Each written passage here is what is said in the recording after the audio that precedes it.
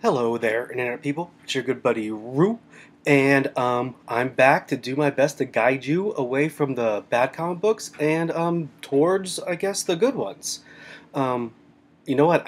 2 weeks in a row. This is kind of a record for me. And speaking of last week, I really found that I liked last week's format of dividing it up between bad comic books and good comic books. So for now, I'm going to keep that structure. This week also has a neat little theme, and that theme is God damn it, Marvel! And as I did last week, I'm going to start with the bad books. Secret Avengers. This criticism really is not specific to issue 18, which I have right here, but more of an overall criticism of all 18 books. And that is really that from Brubaker to Spencer and now to Ellis, Secret Avengers has been one of the biggest disappointments Marvel has put out in a long time. Since the very first arc on Mars and that thing on Mars with Nova and everybody else, there's really been no progression of any kind of story. For the past 18 issues, the Shadow Council has been doing evil stuff, and the not-so Secret Avengers has been trying to stop them. And after 18 issues, I really can't tell you what the difference between the Shadow Council is and any of the other evil, scientific bad guys that are just floating around the Marvel Universe. Again, in 18, this is actually, considering all 18 issues, this is actually a pretty decent story, again, in comparison to everything else. And I don't want to say take anything away from David Aja, however you pronounce his name. His art in this issue was actually very, very cool. Completely unlike the art in issue 16, which actually bored me more than the story did. Again, just a series that's been nothing but an utter and complete failure as a storytelling vehicle, in my opinion. And don't even get me started, again, on calling themselves the Secret Avengers as some sort of covert team. Since the very first issue, when the Shadow Council followed them around, everybody they bump into knows they exist. The bad guys of the Shadow Council, which I don't really know how they can trust that they'll keep a secret. In this week's Astonishing X-Men, Emma Frost, we find out, knows about them, and we can totally trust her. And don't even forget about how smart it is to trust the batshit crazy Moon Knight with this big of a secret. At this point, when all the other Avengers find out about the Secret Avengers, it's going to be more of a comment on the stupidity of everybody else than on the Secret Avengers' morals. Again, with all that being said about how bad this book is, Rick Remender's taking over in issue 21.1, whatever that means. So I'll probably stick around for a bit of that because I apparently hate myself and my wallet. So again, Secret Avengers, not complete garbage, just completely forgettable. Next, Uncanny X-Men. My only real problem with this is we have the fact that this is the last issue of Uncanny X-Men. I think I read somewhere that Marvel's saying that we have to renumber for story reasons. You know what? Fuck you, Marvel. Uncanny X-Men survived the Blue and Gold era, the Revolution era, Claremont coming back multiple times, and even survived Austin and Fraction as writers. But you have to renumber for Regenesis? This is stupid.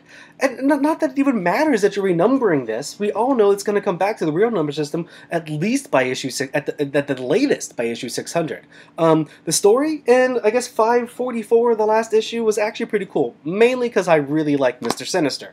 Anybody who hangs out on the greatest comic book website in the known universe, theouthousers.com, will tell you that. But seriously, renumbering Uncanny X-Men, your longest running comic book with no number breaks, just is actually maybe Fantastic Four's, or has that been renumbered? I don't know. I don't follow Fantastic Four, but it just really kind of pisses me off.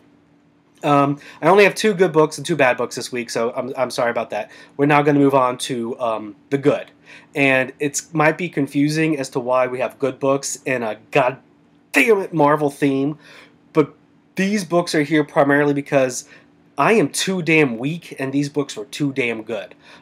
There's no surprise, or shouldn't be of any surprise, that both of these books are written by Jason Aaron. But what happened was, I made myself a promise a couple months ago that for issue number 1s, any new book coming out, I would wait for trade. Basically to save space in my filing cabinets, and also to save some money. Not really because trade prices are so much better than single issue prices anymore, but because you can always put off a trade. If you have a pull list like I do with DCBS, you're always buying the single issues, and so it's difficult. And if you stop, you have to go back and hunt back and bins and stuff, and sometimes they're like more expensive than they would have been if you bought them new, blah, blah, blah. So god damn it, Marvel, for actually putting out 2 books that made me break my own rule. DCBS had a special with them. I think they might have been 99 cents. I figured it couldn't hurt to try them out to see if I wanted to wait for trade. I was wrong. It hurt because now I have 2 new books on my pull list. First of all, we have Wolverine and the X-Men. This is issue number 1. I primarily know Jason Aaron from Scalped, and Scalped does many things. Whimsy and funny, it's not. So I was really pleasantly surprised with how much fun I had reading this book, and I hope how much fun he had writing it. It's just very lighthearted. You kind of feel that the entire issue, it's not a joke, but it's telling one big, just absurd story. And Chris Balacho, I suck with pronouncing words. So this guy right here, he's not for everybody. And I can see that with his run recently on Amazing Spider-Man, some of the other stuff he does. But I think in this comic book, he's toned down a lot of his non-mainstream style to make it work a lot more for this. It's a bit easier to follow. You don't have like the big lizard guy we did in Spider-Man again. And I think that even if you don't really care for where Bachalo's gone as an artist, this book will not change your mind, but give you a nice happy medium from where he started off in Generation X, when I really couldn't stand him, to where he is now.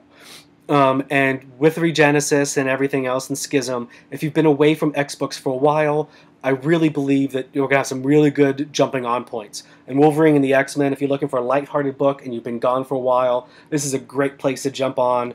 I really don't know yet if you're going to have to need to read Uncanny X-Factor or anything else to understand the whole arc of X-Men. All I'm saying is right now, Wolverine and the X-Men is a good book. And I can guarantee you that X-Men itself will continue to suck. And finally, we have Incredible Hulk, also written by Jason Aaron. This is an issue 1, and again, I'm not very happy with this renumbering like I wasn't with Uncanny, but this story was amazing. It's another jumping on point, and Jason Aaron does in this book what every Hulk writer I can think of has done with his or her first, I don't know why I have his or her written here, his first issue, and that's whatever the fuck he wants to do. Every writer changes the Hulk to fit their story, and it's been going on since the beginning, and every writer creates a new jumping on point, and it's one of the things that I really like about the Incredible Hulk.